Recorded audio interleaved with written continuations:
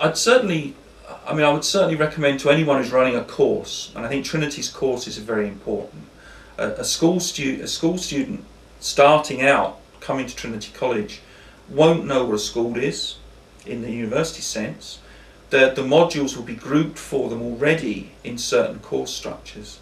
So anyone running a course would be well advised to run through a set of questions, especially where students perhaps from non-traditional backgrounds might be having problems with access, or students with other problems that mean that they're slightly different to the rest of their cohort. It makes it much easier if this is put in writing in front of you, how to make materials accessible, how to make lectures accessible for students. It forces us to think about things like field trips, laboratory classes and so on. And it's a quick and efficient method of running through a set of questions, which I think if you're running a course, you should do it. One should do this because it might just be a tick box. Perhaps everything's being done, but it's more likely that there's loopholes, that there's just areas that will make a student's experience more satisfactory.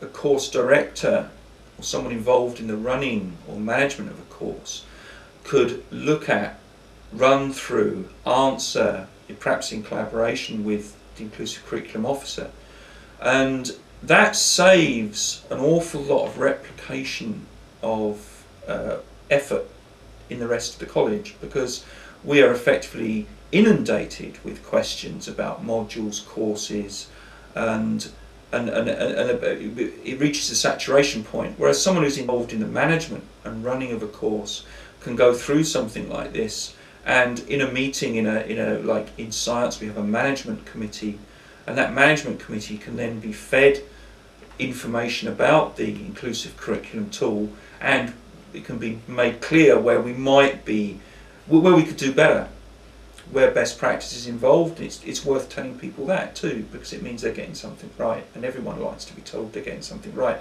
But where there are loopholes, where there are problems, where students might be finding things difficult, that can then be raised at a management committee meeting, and it means academics can get on with what they're meant to be doing, which is teaching students, but in a more informed way.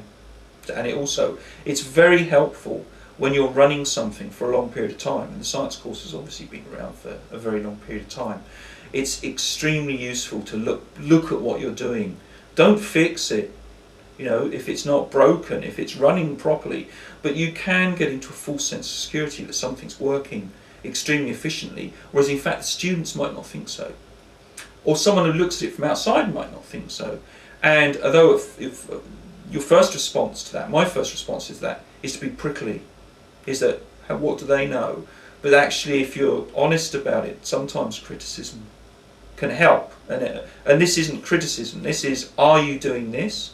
And you say yes or no, and if you're not doing it, you then get additional response back that just says, well, why don't you do it? And then that forces you into looking at things. That's really helpful. So it wasn't what I thought it was when I first saw it. I thought it was just another form to fill in.